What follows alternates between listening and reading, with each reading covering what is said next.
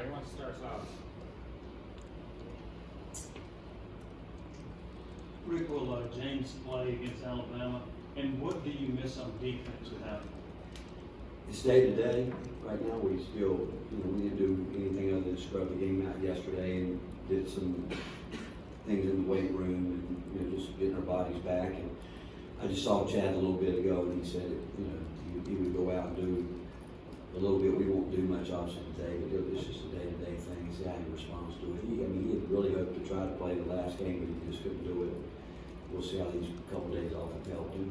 What we miss, obviously, he's a guy that rebounds the ball well for us. He comes down from his position, he does that. Defensively, there's a lot of things that we miss of him not being out there, but certainly his physicality and the way he can go help us rebound, and that's where we've been hurt some lately.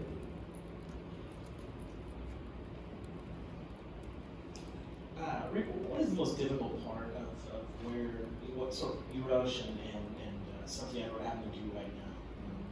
Sort of figuring things out. I think they're both in different situations. I'll be quite honest with you. It's pretty impressive when you think about what San Diego's been able to do in a month and a couple of weeks. I mean, it's really amazing. But he is, I do think from his point of view, he is adjusting. I think he's understanding the game more. I think he's starting to figure out more and more as a team what we need him to do and how we need him to play. He's moving the ball better, but he is really starting to get an idea of what we're trying to do overall from every position. Urosh is simply what he's played, is it 5 games out, I think? 5 or 6 games.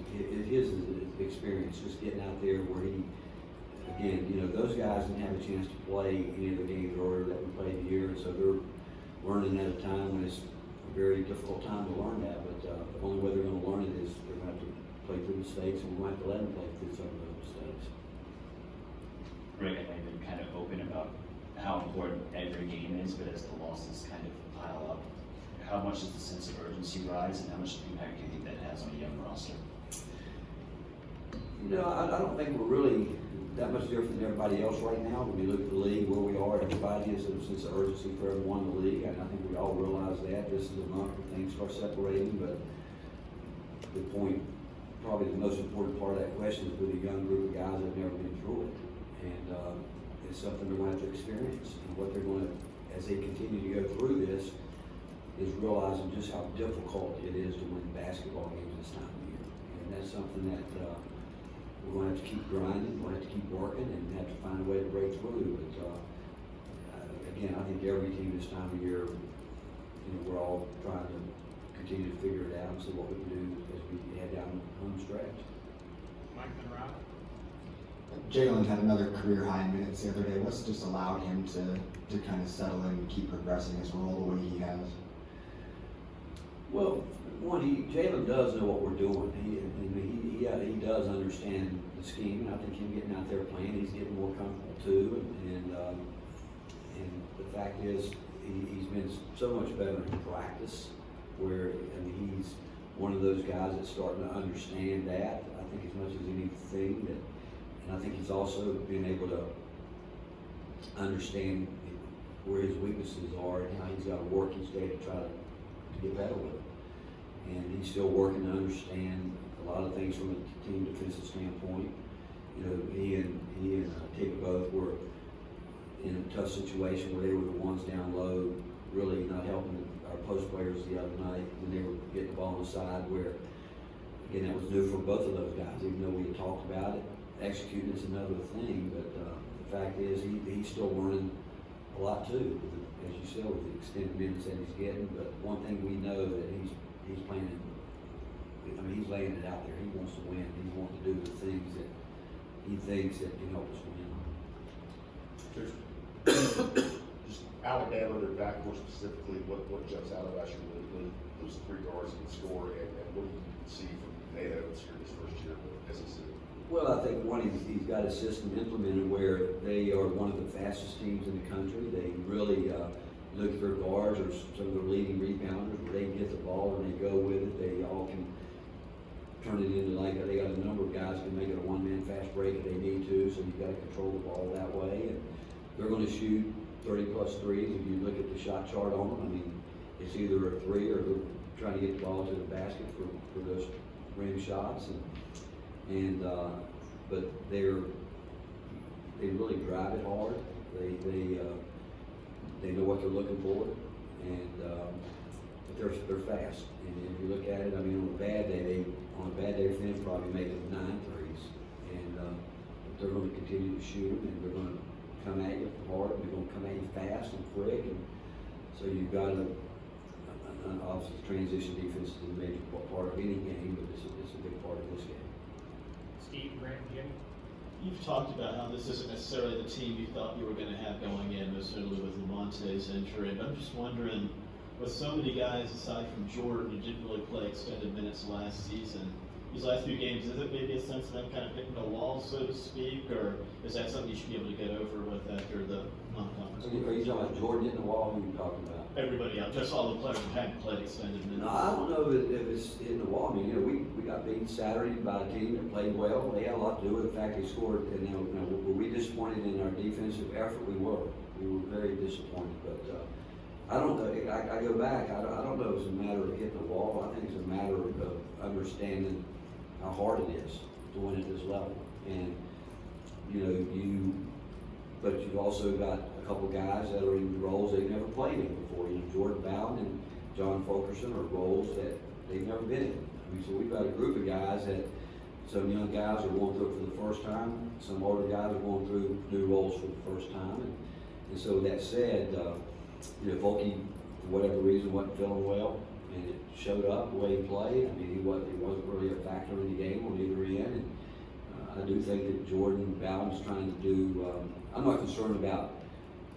I think hit the wall. That's not what my concern is. My concern is more that we continue to have the idea that we've got to get better, and that we've got to understand that you have to play really, really hard basketball for 40 minutes, and when the intensity level of the game goes up, we have to be able to bring that up. That's one of the hardest things to get younger teams to understand. That when there's a point in time when, like you could tell when Mississippi State came out, they did exactly what Coach Oliver told them they would do in terms of how they would approach this second half, and we didn't answer that the way we should have. And that's one of the parts that we've got to give. You'd like to think our older guys could do that, but they can't do it by themselves. And so that's, again, it's a mindset about understanding that you have to be able to raise your intensity when you have to do it. You like to think you're playing at a high level all the time, which most of the time you are, but it gets down to those certain phases of the game where the other team's making a push and they're getting in a rhythm. You've got to be able to answer that. Are you surprising with the youth and inexperience that 20 games in here, whatever it is, you're still talking about valuing possessions and understanding what it takes at this level? Not really, not with what's happened with our team, when you think about it. I mean, again, I just mentioned Santiago. I mean, you come in, I mean, he's a guy that's been out there, and, Josiah missed early season practices. Lamonte was there, not there anymore. So I think when you have 3 guys that have played important roles, I'm not surprised. In terms, I really want to look at it from a reality standpoint. We've had so many different times we've had to really start over and do different things to try to kind of plug the dike, and we've had to do that. But now with that said, I do feel like that hopefully we're moving in the direction of what we have now, that's the one area that I think that we should be able to cut down on, because we should have more of a familiarity now with more guys getting the time they're getting and the rotations being what they might be. But with all that's happened, with Lamonte, Josiah's injury, and Santi coming in, and those guys, you think about it, the main ball handlers. Rick, in terms of Alabama, do you think they're tough to defend because they've got a lot of different scoring weapons? Yeah, I think anybody where you've got a lot of guys that you've got to defend from behind the 3-point line and open up the court, and they move the ball well. They really do a really nice job of moving the ball and attacking that way. And so I think anytime you play against a team where they can put 3 or 4 guys out there that can go for big numbers, and it's a concern. Rick, Santiago said after the game that he thought a bunch of the guards on the team, but especially himself, were guilty of ball watching at times defensively. When you get to a level like this, how hard of a tendency or habit is that to break? You've probably been doing that your whole life. Well, it is a habit you have to break, but I can assure you, Jordan Bone had to break it. Jordan Bowden had to break it when they were younger. All those guys went through it. I mean, they're freshmen and they're going through it. And, you know, we tell them going in that if we talk to our team, if we were playing against us, areas that we would look at attacking guys individually. And I mean, we have a lot of respect for coaches that we coach against, that they're going to look at the same thing that we look at and say, hey, we can take advantage here, there, or whatever. But sometimes it takes a player getting burned a couple times, and you hope it's only once, but you hope it's not any. But sometimes until they put their hand on the fire and get burned, they're not going to think about it as much. But we did have some guys doing that. You know, there's no question about that, and we got to get better with it, and as individuals, we've got to get better. If Josiah's still out, do you expect to stick with Hiroshi in the starting lineup, or is that more of a matchup thing? No, we'll probably go the same way we Coach, speaking of Euros, with all the international guys that you have that are playing, are you having to do anything different? I mean, you pay attention to that, or is it not a change? No, again, I don't think of any of it in terms of international, any of that. We don't. I mean, they're here because we think they're good players and they can help us get where we want to go with our program. But we want him to be more aggressive. We want him to be more physical. We want him to rebound better. We want him to be a shot blocker. And again, I mean, he's waited a year and a half to play. And he's played, what was it, 5 games? 5 or 6 games? 5 or 6 games. I mean, but he's been here a year and a half in the United States wanting to play. And I do think his first time out, he was a little bit nervous, but he's starting to settle in. But still, that we're not going to coach him any different than we have. Our expectations for him are probably higher than what he has for himself right now. And that won't change. And it won't change for any of our guys, because we think that we've got guys that we know they work hard, and when we play, we expect a lot from them. But he does need to be more of a, you know, I can even say at times, you know, I don't want to say he's ball watching as much as he's not getting himself in position like on ball screens where he might go 2 steps back or not be exactly where he needs to be. But that's, again, game experience. You know, he's out there, and again, you get burned a few times, we'll see how long it takes him to figure it out.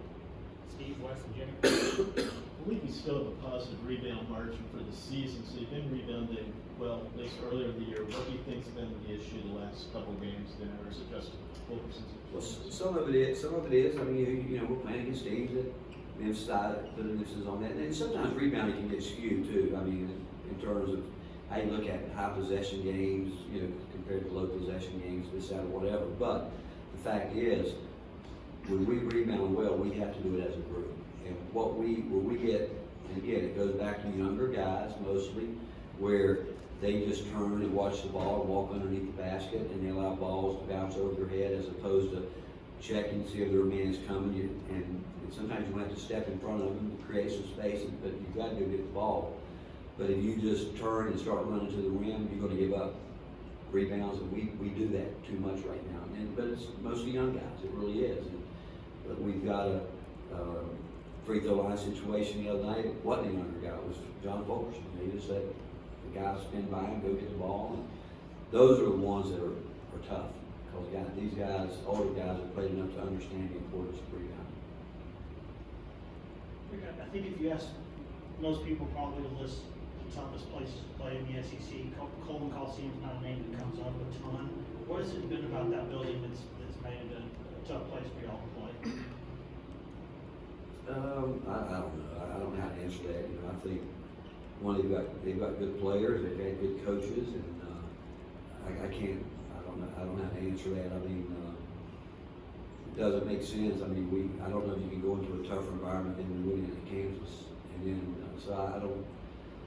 It's focus. I think it's focus. I think it stays, I think that when you're on the road, you've got to have the ability to let it, when things go against you, you've got to let it go. You've got to get on to the next play. And young teams normally don't do that. Young players don't do it. I think you witnessed it last night in the Super Bowl. Everybody talked about the quarterback from Kansas City, how good he was, and the entire broadcast, Troy Aikman was saying how poorly he was playing. But when he was walking to the sideline, Andy Reid told him just trust your eyes, trust your arm, and ended up turning it around. And that comes from experience and talent, some of that. So I think when you go on the road, you've got to have the ability to do that. When the crowd gets behind your team, get going, can you stay focused? Can you trust what you're doing? Can you trust what you practice? Can you trust your teammates?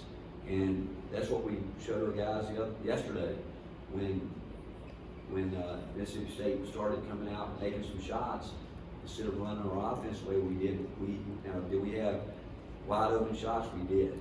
But when you miss them, and it's not exactly what you want because you don't have guys in rebound position, maybe try to get a second one or a third one, and they get out and run on you and score quickly, it can knock you back unless you're really mentally tough enough to say, okay, we have got to get down the court and get what we want. And that's one thing that these guys are still learning, how the ebbs and flows of the game can quickly shift on you. There was a stretch where LSU won a whole bunch of close games, and Will Wade contributed that too. They scrimmage a lot in the last to close out the game in the last 6 minutes. Is there anything you do in practice to try to close out games, to work on stuff in that regard? Well, we have our special situation stuff. I don't think Will does anything any other coach does. I don't. I think all coaches want to have the things that they work on. And when you've got an older group of guys, you can move a lot quicker in a lot of areas. I think that when you've got a young group of guys, I can sit here and tell you there's 10,000 things we'd like to be able to already done. We can't. We're still trying to get basic things. And again, when our lineup has changed the way it's changed all year, there's a lot of things we'd like to do. But so I think each team is different, and I think certain times of the year that when coaches are working on things, but I think all coaches know what they like to get done, and then you got to have players that can execute it and make some shots for you when those situations happen.